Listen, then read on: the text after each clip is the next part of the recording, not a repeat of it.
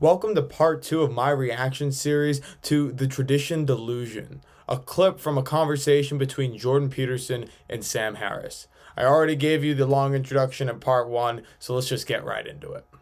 Yeah, but all conservative structures are not the same either, and that we have many warring and incompatible versions of being conservative. True. And this is where rationality actually does play its role. Although I don't think it's best conceptualized as rationality precisely, it's definitely the case that to take Douglas's point, that we need to be bound by our traditions, but we need to be judicious in their re-representation and update, and we have to do both. This is what Right. This is another thing that people think about conservatives. So if you haven't gotten the gist, I am temperamentally conservative, but simply because conservatives like Peterson, like myself, he wouldn't describe himself as conservative because he's taking a conservative position, have a great respect for tradition. That doesn't mean we believe it is the only thing that's important. And just because we're skeptical about the apparent divinity, not literal divinity, but sarcastic divinity of rationality, doesn't mean we don't think that tradition is flawed and needs update. And it doesn't mean we think rationality is always bad. It means that tradition just needs to have more weight than it is being currently given, and rationality needs to be taken down a few pegs. But neither of them needs to be lifted to godhood or thrown off the board completely. There always has to be a balance. Of course there does. It's the nature of the world. in the dialogue on religion, this is what Schopenhauer says. He describes the tragedy of the clergy. Yeah. He pretty much says, look, if they don't believe it, they recognize it's a very useful metaphor, but they don't need to believe it. They tell it, and he says the tragedy of the clergy is they can never admit that what they're saying is just a metaphor. Right. Is this before or after he threw his housekeeper down the stairs? Look, we can all find flaws. We all have skeletons in our closet. Yeah. Yes, there is a way in which religion is what he describes as philosophy for the masses. And that if you recognize that most people are not going to spend their lives studying philosophy, they're not going to be reading about the differences between Leibniz and Kant, that religion has to do.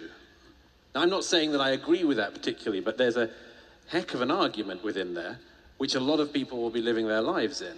I don't think it's a good argument if you recall or just imagine what it's like to be a child, especially from the perspective of being a parent. I have two young girls, and they're very smart young girls. They're smart, but one of them is 4.5 years old and knows almost nothing, right? So she knows what I and my wife and our society tell her at some level. At what point is she going to think for herself about these fundamental questions? And she's currently spending half the day dressed. She'll never think 100% for herself.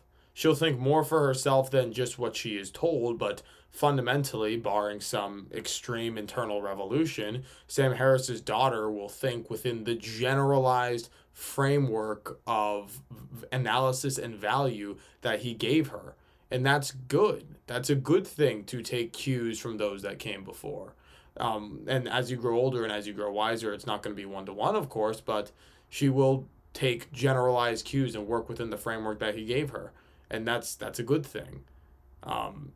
Starting from scratch is really hard, and usually not very good. Not a very good idea unless you're an extremely special person, which by definition most people are not. Stuff like Batgirl or Catwoman, right? So if I told her that these superheroes were real, she would believe that for the longest time. And if we lived in a cult that thought they were real, or a whole society that by dint of its geographic or linguistic isolation managed to maintain a conversation about, in this case, Batgirl and Catwoman, that they were real and that it was absolutely important to honor them, and you'd burn in hell if you failed to do this. Well, we would be meeting fully grown adults who believe this sort of thing. Jordan's. So I don't know what Peterson will respond to that, but I generally dislike these straw man comparisons of religion to like superhero comics. I think that it's generally not good. I think that it's a massive over reduction and a straw man of what religion actually is. I will give Harris credit that there's a kernel of truth to it in a very similar way. Superheroes embody the good, they embody metaphors for good behavior most of the time. And so, right, you have that difference between religion as literal truth and religion as metaphorical truth. So you give him credit on that. But first of all, he didn't really explain why that would be bad, other than, the natural absurdist response, because we all know Batman and Catwoman are fake. He doesn't actually explain why that would be horrific for society or for social cohesion. And then the other thing is that it's kind of a strawmanning of the argument, just because superheroes are inherently much more simplistic, and much more far-fetched than religion is, just by its nature. At least that's the way it seems to me. Hey, I hope you enjoyed that reaction.